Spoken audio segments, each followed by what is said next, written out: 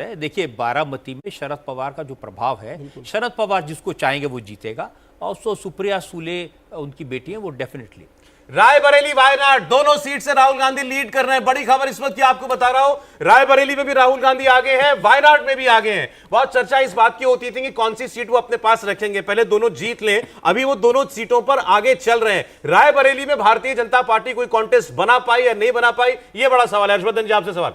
नहीं, मुझे लगता है कि रायबरेली में हम लोग ये मान रहे थे, और निजी तौर पर मेरा भी ये मानना है कि वहां भारतीय जनता पार्टी को प्रत्याशी थोड़ा चुनना चाहिए था ढंग का। आप जब तक राहुल गांधी जब चुनाव लड़ रहे हैं तो आपको भी कोई सेलिब्रिटी कैंडिडेट, कोई बड़ा कैंडिडेट, और दूसरी मुश्किल ये कि वहां एक ठाकुरों का ही बड़ा वर्ग है जो दिनेश प्रताप सिंह को ठाकुर नहीं मानता है। वहां जो अखिलेश सिंह की विरासत, उनके पिता धुन्नी सिंह की विरासत, वो वाले लोग उनको स्वीकार करने को तैयार नहीं। तो ये भी एक बड़ी वजह रही। पार्टी के भीतर बहुत भीतरघात है। अदिति सिंह ने प्रचार तक नहीं किया उनके पक्ष में। रायबरेली और वायनाड सीट, रजत जी, अगर राहुल गांधी दोनों सीटें जीत जाते हैं, कौन सी छोड़ेंगे?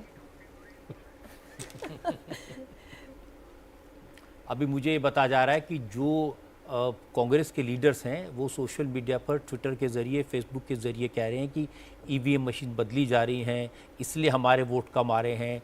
जिस नंबर बताया गया था ईवीएम मशीन का, वो भी नंबर नहीं है।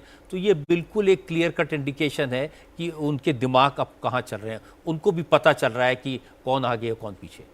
नीचे पार्टी का ट्रेंड देखिए, 71 पर भाजपा, 6 पर कांग्रेस लीड कर रही है। 71 और 6, ये इस वक्त आप अनुमान लगाइए। 71 पर बीजेपी लीड कर रही है, 6 पर कांग्रेस पार्टी लीड कर रही है। ऊपर एनडीए में अगर आप देखेंगे 77 भाजपा, एनडीए 21 सीटों पर इंडिया गठबंधन आगे चल रहा है। लखनऊ से राजनाथ सिंह की बड़ी ऑब्वियस सीट है उनकी, वो लीड कर रहे हैं। मुरादाबाद से सपा की रुचि वीरा वो आगे चल रही है। सुल्तानपुर से मेनका गांधी जी, मुरादाबाद में बार-बार टिकट बदला था, क्योंकि टिकट बार-बार बदला था, और एक तरह से कहें तो यहां भी आजम खान सही साबित हो रहे हैं अगर वो आगे चल रही हैं तो, क्योंकि एसटी हसन को चाहते थे अखिलेश यादव, आजम खान के दबाव में रुचि वीरा को टिकट दिया गया। सिंबल ए फॉर्म, बी फॉर्म बहुत दिन तक चला। अगर रुचि वीरा जीतती हैं या आगे दिख रही हैं तो इसका मतलब है कि आजम खान की समझ अखिलेश यादव से इस सीट पर बेहतर। संजीव जी, रायबरेली वायनाड दोनों पर राहुल गांधी आगे, वैसे तो कोई आश्चर्य नहीं इसमें, प्रेडिक्टेबल था। लेकिन एक्चुअली अभी हमें बहुत एक्साइटेड इसलिए नहीं होना चाहिए कि 8:30 तक तो सिर्फ पोस्टल बैलेट है, एंड पोस्टल बैलेट का बाय एंड लार्ज रुझान एक डायस्पोरा का या बाहर से, वो यूजुअली प्रो बीजेपी होता है, क्योंकि middle class, upper middle class, लेकिन डायस्पोरा। मैं इसमें एक थोड़ा सा असहमत हो रहा हूं आपसे। अभी क्या है, ये सारे के सारे लोग कौन से लोग हैं? नौकरी पेशा, ड्यूटी में लगने वाले, वो सरकार से नाराज दिखते हैं। कई बार होता है कि ये सारे लोग जो गवर्नमेंट एम्प्लॉइज हैं वो अलग वोट करते हैं। तो अगर वो इसीलिए कांग्रेस ने कहा कि पहले इसका रिजल्ट डिक्लेयर करो।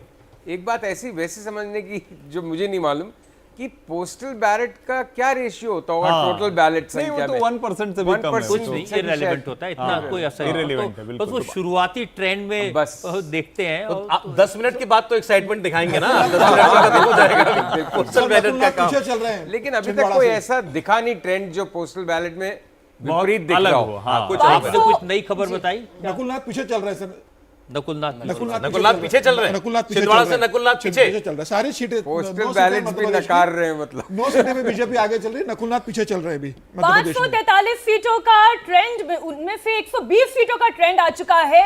93 सीटों पर एनडीए आगे चल रही है, 25 सीटों पर इंडिया अलायंस आगे चल रही है। जब तक मैं ये खबर आपको देती तब तक एनडीए का ट्रेंड 96 सीटों तक पहुंच चुका है। दिल्ली की 7 सीटों पर बीजेपी लीड कर रही है। पंजाब की 1 सीट का ट्रेंड आया है जिस पर बीजेपी 1 सीट पर आगे। आंध्रा के 2 ट्रेंड हैं, दोनों टीडीपी के पक्ष में है, वाईएसआरसीपी के पक्ष में एक भी ट्रेंड नहीं। राहुल जी, देखिए, ये तो माना ही जा रहा था कि वहां पर टीडीपी बहुत अच्छा करेगी, और अगर आप ट्रेंड्स वैसे भी देखेंगे तो जब से ये इंडिपेंडेंट, अगर आप आंध्र प्रदेश का जो ट्रेंड देखेंगे उसमें टीडीपी और वाईएसआर के लगभग एक जैसे वोट परसेंटेज, 40% के आसपास दोनों रहते थे। ठीक है, दो इंटरेस्टिंग चीजें बता दूं। छिंदवाड़ा से कमलनाथ के बेटे नकुलनाथ पीछे चल रहे हैं, बदायूं से शिवपाल के बेटे आदित्य यादव वो पीछे चल रहे हैं। बदायूं से सपा का उम्मीदवार पिछड़ रहा है, अगर ये भी अपने आप में बहुत इंटरेस्टिंग चीज है। समीर जी, बिल्कुल, मुझे लग रहा है 5 परिवार के लोगों को टिकट दिया तो माना जा रहा था कि बदायूं से शायद वो अच्छी फाइट देंगे, लेकिन ये शुरुआती रुझान है। मुझे लग रहा है यहाँ पर अखिलेश ने बहुत मेहनत की उनको जिताने के लिए बदायूं से, तो बातें बदल सकता है, लेकिन इस बात की संभावना कम लग रही है। पहले पिताजी को टिकट दिया था इनके, शिवपाल जी को, उसके बाद बदल के इनको दिया। वहां धर्मेंद्र यादव